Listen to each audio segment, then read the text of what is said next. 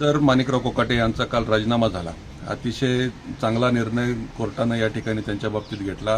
भ्रष्टाचाराचे अनेक आरोप असणाऱ्या व्यक्तीला शासन झालं पाहिजे ही भूमिका महाराष्ट्रातल्या जनतेची कायम राहिलेली आहे। परंतु अजित पवारांनी आजपर्यंत अशा भ्रष्टाचाराचे आरोप असणाऱ्या स्वतःवरही आरोप काही भ्रष्टाचाराचे असताना सुद्धा त्या लोकांना पाठीशी घालून सत्तेचा गैरवापर केला। किती दिवस अशा चुकीच्या लोकांना पोसणार आहेत तुम्ही?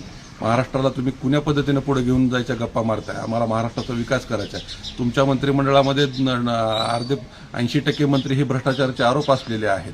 त्यामुळे आमचं एवढंच म्हणणं होतं की चुकीच्या लोकांना पोसू नका। मी अजित पवारांना पाठीमागे 4 महिन्याखाली सांगितलं होतं की दादा चुकीच्या लोकांना पाठीशी घालू नका तुम्हाला हे लोक का पोसायचे आहेत? ज्यावेळेस रम्मी खेळतानाचा व्हिडिओ समोर आला त्यावेळेस असंवेदनशील व्यक्ती आहे, शेतकऱ्यांच्या बाबतीत चुकीच्या पद्धतीनं वक्तव्य करणारा व्यक्ती आहे, अशा व्यक्तीला तुम्ही मंत्रिमंडळात ठेवू नका अशा पद्धतीनं मी त्यावेळेस अजितदादांना सांगितलं होतं।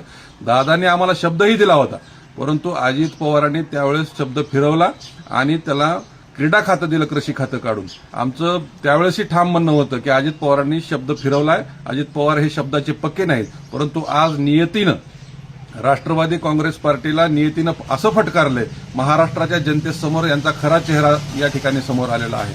म्हणून राष्ट्रवादी जी गप्पा मारते आम्ही विकासाच्या गोष्टी करतायत, या चुकीच्या थोतांड गप्पांना आज अशी चपराक मिळालेली आहे।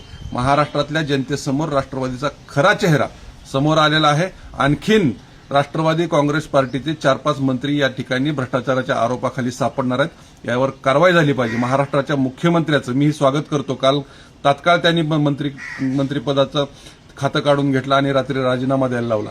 कारण न्यायालयाच्या पुढं कुठलं मंत्रिपद मोठं नाही, कुठलाही नेता मोठा नाही। न्यायालयाने जो निर्णय घेतलाय त्याचं स्वागत आम्ही आणि महाराष्ट्रातील जनता करतो।